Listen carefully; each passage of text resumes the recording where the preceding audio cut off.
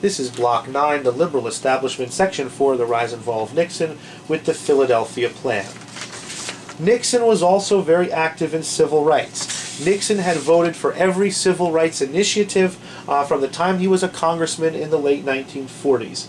In 1969, he established what he called the Philadelphia Plan, which said that if you got money from the federal government, if you were a company that the federal government did business with, you had to establish what he called goals and timetables for the hiring, promotion, and contracting with minorities, both blacks and women. That's what there was no, that Hispanics aren't making a huge impact on this yet. They will later. But when Nixon comes up with what he calls the Philadelphia Plan, what he says is that if you're going to do business with the American government, you have to have a plan to hire, promote, and contract with black people and with women. Nixon says it's perfectly fine that black Americans have now been given equal political rights. Now they need equal economic opportunity, and he calls this goals and timetables, he calls it affirmative action. That we're going to take proactive action, we're going to order a company to, this is how many minorities you're going to hire, this is what percentage of minorities you will promote to management positions, this is what percentage of dollars you will give to companies that are owned by minorities, either blacks or women. Whatever its legal merits, and a lot of people chafed at this from the beginning, saying it violated, the equality clauses of the Civil Rights Act. But whatever its legal merits, affirmative action in the 1970s had an incredibly positive and important act. It served to mainstream black Americans in every single field of work in the country. That if you were an American in 1968 and went to your doctor and, oh my God, he turned out to be black, that would be a little shocking. That if you went to a tax professional, an accountant, and you went to an accounting firm and there was somebody black, that would be strange. What affirmative action served to do was put black Americans in every single field of work in the United States. Never again would somebody walk into an office and think it's strange to see a black man or a woman in any particular job. And that is the sort of thing that changes social expectations. If you're a person who doesn't really know what you feel about black people, and you go to your accountant and he's black and he just does your taxes competently, your feeling on black people in general is going to start to shift. That affirmative action in the 1970s, putting black Americans and women into just normal, everyday positions of work, served to change Americans' social attitudes. It's challenged in the Supreme Court in a case called Griggs versus Duke Power.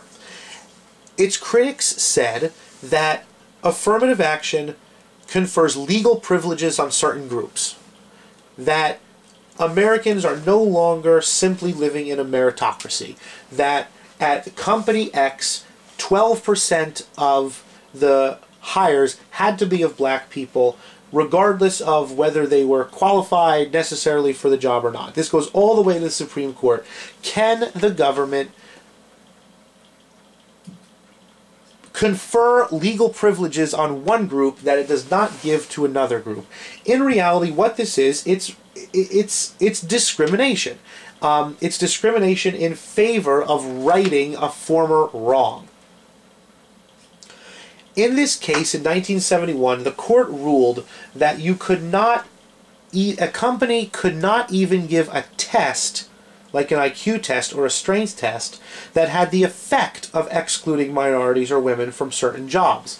That if you wanted to hire, if you were an accounting firm, let's go with the accounting firm.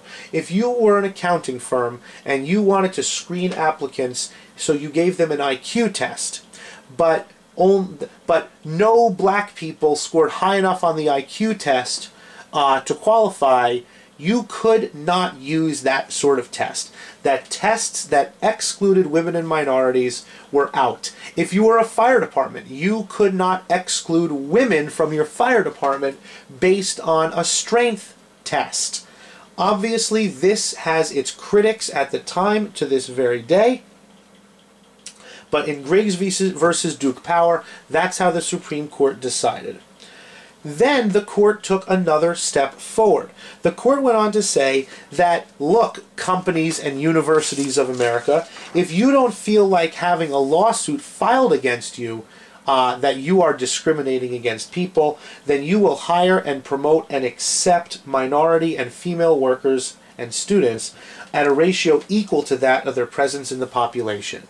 So when General Motors hires 100 people, they have to hire 12% of their applicants, or 12% of their hires have to be black, because black people are 12% of the population. That's affirmative action. That's going further than Nixon really intended. So the court says to companies, if you don't hire and promote people based on their ratio in the population, then you are opening yourself up to a lawsuit. What that means for today, and this law is still on the books, if you're working for Nike, and Nike has 100 executives that it's going to promote to management positions, 12 of those executives have to be black, 14 of those executives have to be Hispanic. That's the standard that the court set in Griggs versus Duke Power.